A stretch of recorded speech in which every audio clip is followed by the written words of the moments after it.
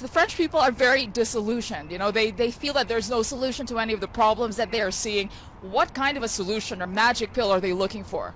Well, I see there is a solution actually, but it's always the same. More austerity and more reduction of the structural deficit. And to start with, a massive cut down on the social spending.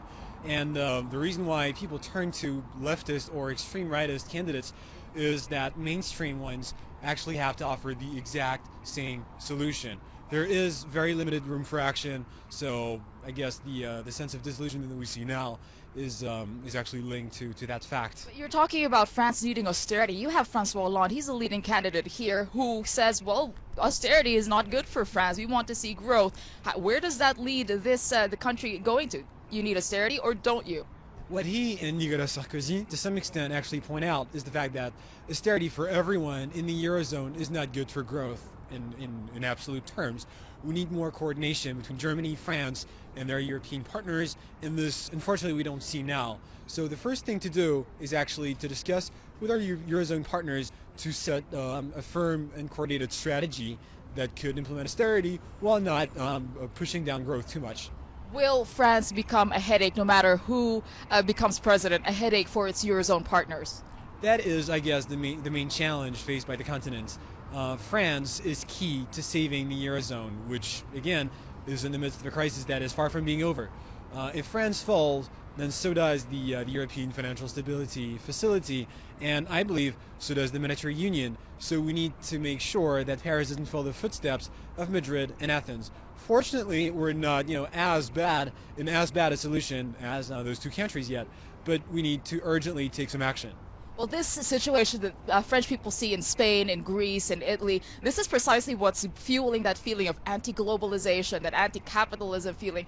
Do you think this is going to be a permanent a sentiment moving forward?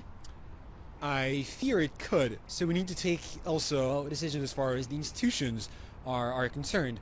We probably need to reform our voting system so as not to have irresponsible behaviors that tend to favor the extremes, which obviously is more white noise in terms of policy. And I personally hope that those two candidates that you mentioned will not have a major influence in what the next president will do. All right, just last question is you say it's white noise, but it's a very loud noise. The far left, the far right, they're both expected to garner about 30% of the votes. This is significant, isn't it? It really is significant, and I see one way of tackling the problem, and it spells in one word: it's Europe. We need more Europe. We need to re-centralize the powers, not in Paris, but in Brussels, and let the ECB and the European Commission do the needed job. And quick comment on immigration. Is this something that will stay? Do you have an anti-immigration feeling here? I sense that feeling among the population here, but personally I think that immigration is per se a positive for the economy as long as, again, the social system is correspondingly readjusted. So you're looking for a social solution there? I'm looking for a major cutback on social spending, on public spending, reaching 56% of GDP, which is, a world record. So we need to handle that pretty closely. All right, thank you very much.